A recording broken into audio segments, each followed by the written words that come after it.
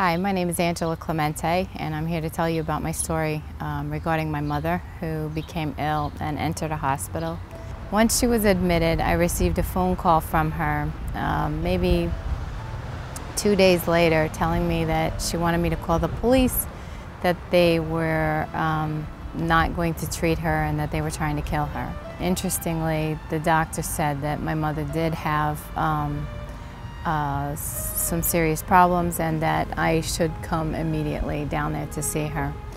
Within 2 weeks, she was diagnosed with endocarditis. The doctors notified me that she was not a candidate for surgery. They refused to do any surgery with her because she was, because of her age. She was 71, which didn't affect her one bit. She had kidney dialysis and she was diabetic.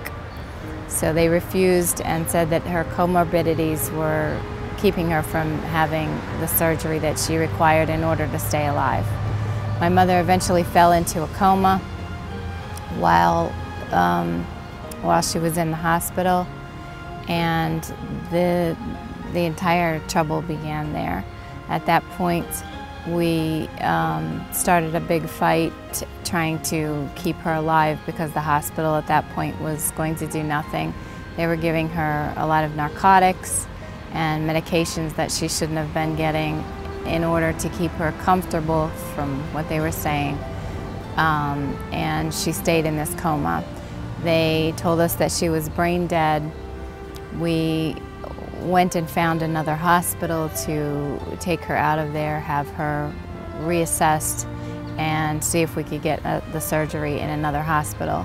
We did indeed find another hospital. The hospital that was going to take her had to get a clearance from the other hospital that she was currently in to find out why they would not perform the surgery. And they didn't have a good reason, so they did perform the surgery. And my mother stayed in the coma, which was a metabolic coma, but they did not tell us that. They said that she was not going to ever wake up, even though they performed the surgery. She went through the surgery with flying colors, no problems whatsoever. And unfortunately, she stayed in the coma for 5 months.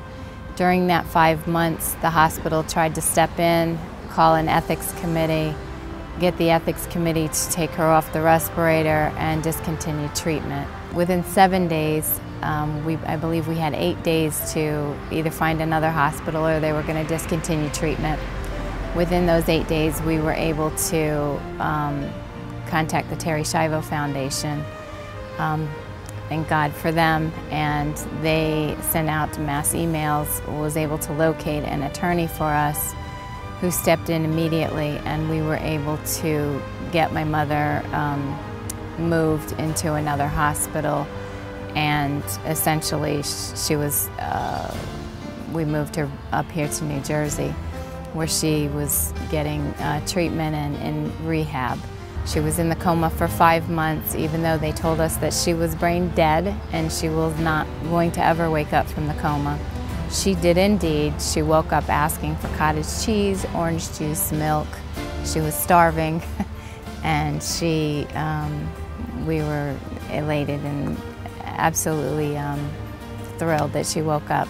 I found out about the Terri Foundation pretty much unexpectedly. I was working on a case, and during that time I saw that what that family had been going through with their sister and daughter, and I decided to look them up because we were at the time going through the same thing with our mother, and so I located them at that time.